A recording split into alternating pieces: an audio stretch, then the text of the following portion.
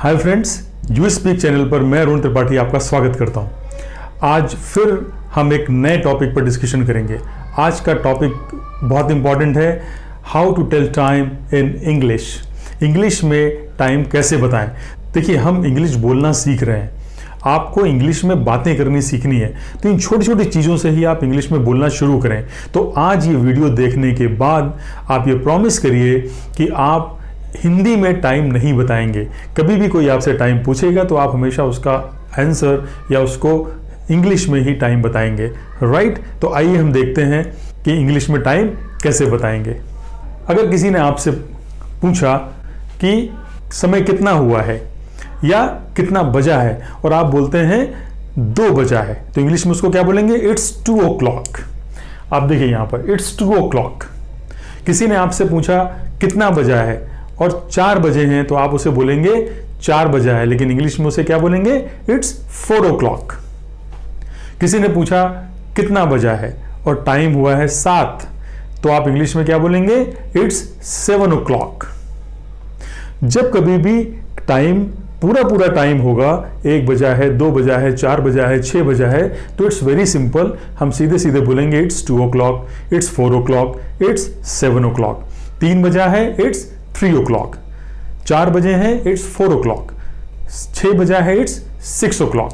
Problem तब आती है जब कोई आपसे टाइम पूछता है और घड़ी में 10:15 बजे हैं, तो आप कैसे बताएंगे 10:15 बजे हैं?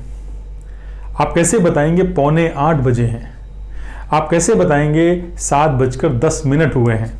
या आप ये कैसे बताएंगे कि 7 बजने में 10 मिनट बाकी हैं?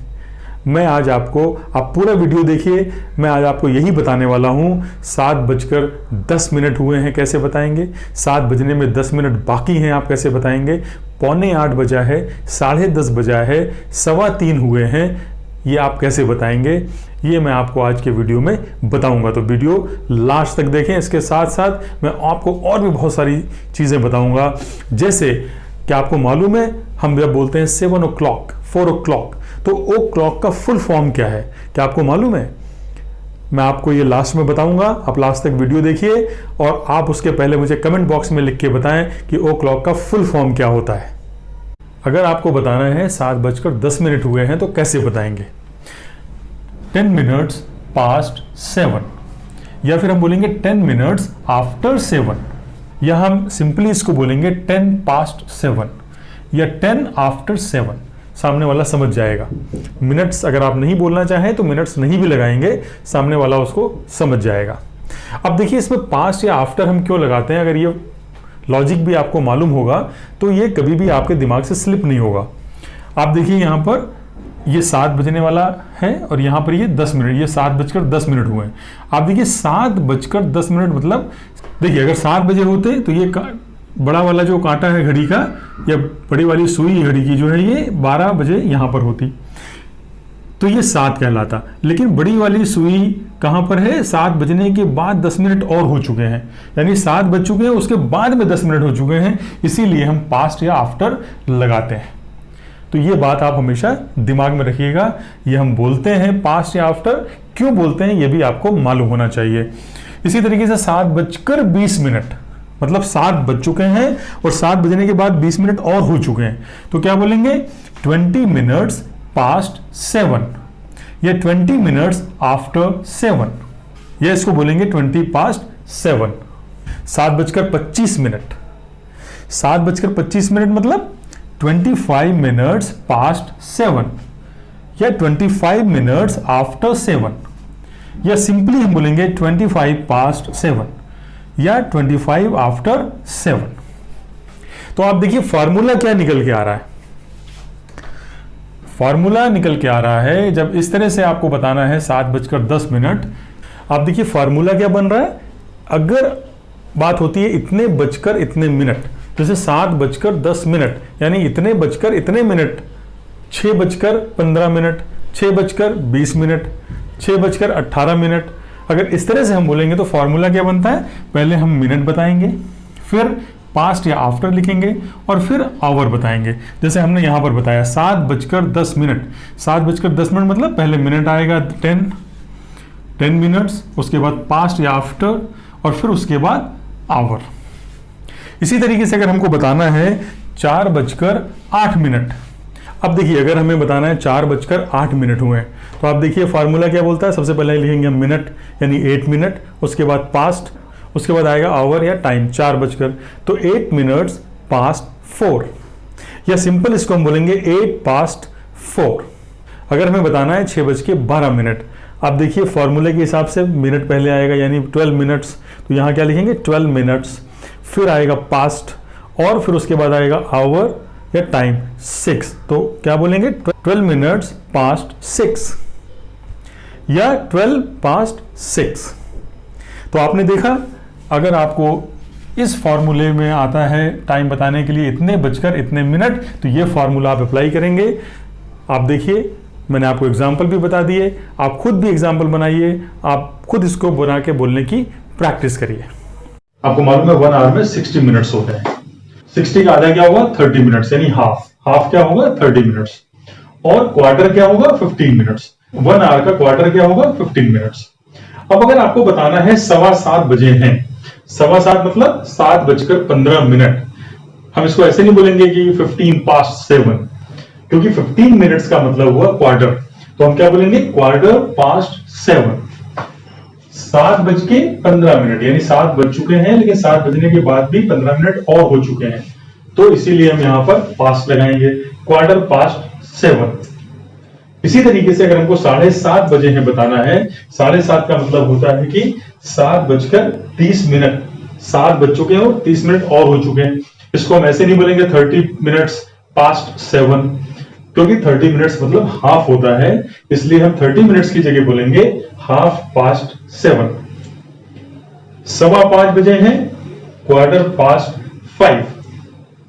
8:15 बजे हैं, क्वार्टर पास्ट 8। 9:30 बजे हैं, हाफ पास्ट 9। 4:30 बजे हैं, हाफ पास्ट 4। 3:15 बजे हैं, क्वार्टर पास्ट 3। होप आपने ओ क्लॉक का फुल फॉर्म लिख दिया होगा, नहीं लिखा है तो अभी कमेंट बॉक्स में लिख दीजिए, इसके बाद मैं आपको ओ क्लॉक का फुल फॉर्म बताऊंगा।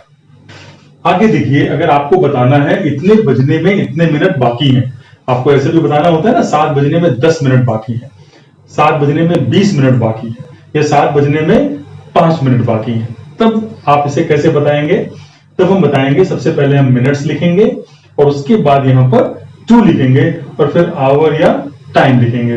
जैसे 7 बजने में 10 मिनट बाकी है, सबसे पहले क्या आएगा मिनट यानी 10, फिर आएगा 2 और फिर आएगा आवर या टाइम, तो 10 to 7।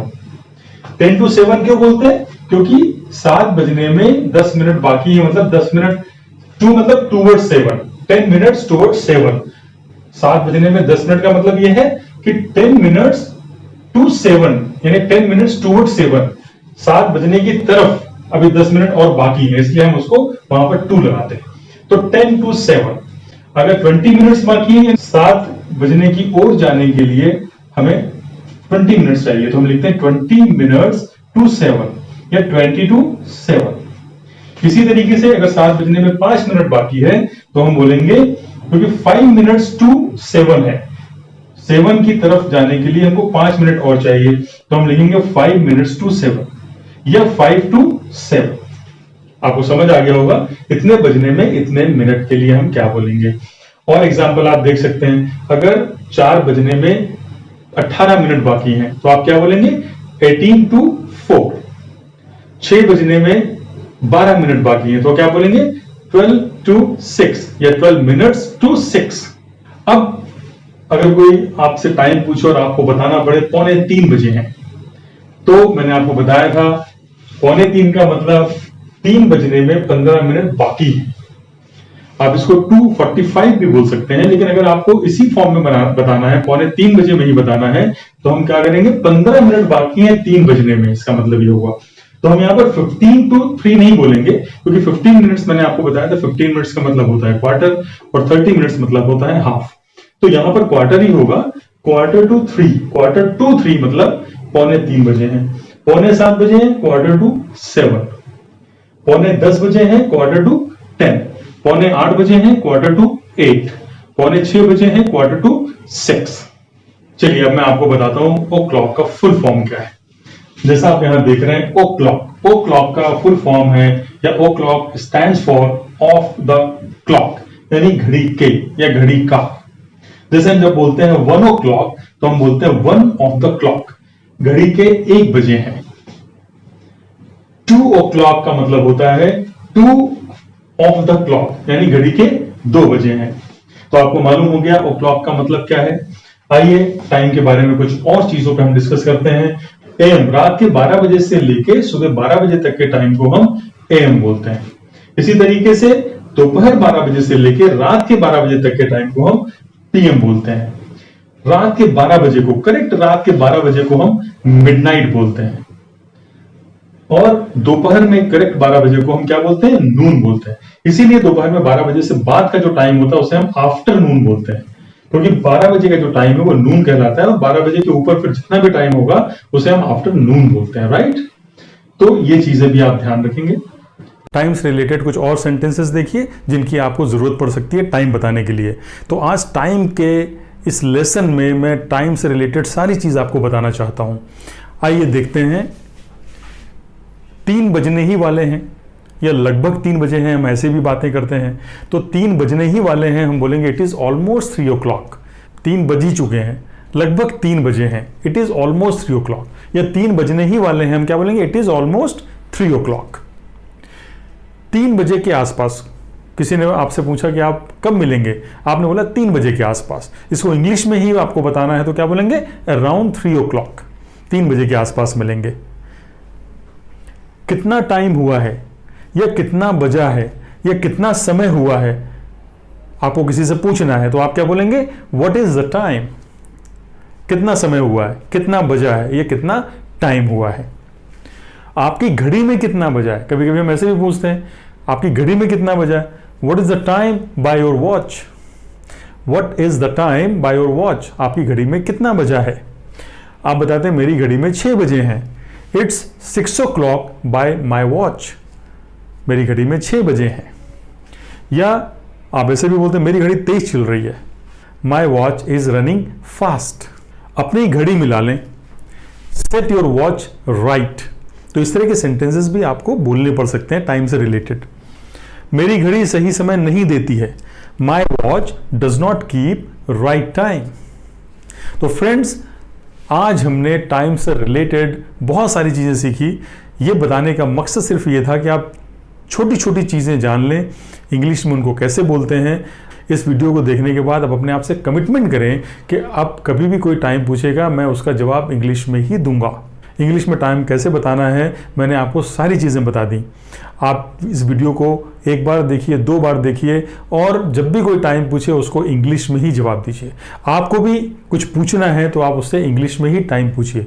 छोटी छोटी चीज़ें आप जानेंगे और उसको बोलने की प्रैक्टिस करेंगे तो बहुत जल्दी आप इंग्लिश बोलना शुरू कर देंगे। नए वीडियो में मिलेंगे नए टॉपिक के साथ। नया टॉपिक क्या होगा ये जानने के लिए अगर आपने अभी तक चैनल को सब्सक्राइब नहीं किया है तो चैनल को जल्दी से जल्दी सब्सक्राइब करिए, साथ में बेल आइकन भी ज़रूर दबा दीजिए, जिससे आने वाले वीडियोस के नोटिफिकेशंस आपको समय समय पर मिलते रहेंगे। आप मुझे सोशल मीडिया के इन प्लेटफॉर्म्स फेसबुक, ट्विटर, इंस्टाग्राम और टेलीग्राम में भी फॉलो कर सकते हैं। बहुत जल्दी मैं आपको लिंक्डइन पर भी मिलूंगा, वहाँ भी आप मुझे फॉलो कर सकते हैं। तब तक के लिए थैंक यू वेरी मच।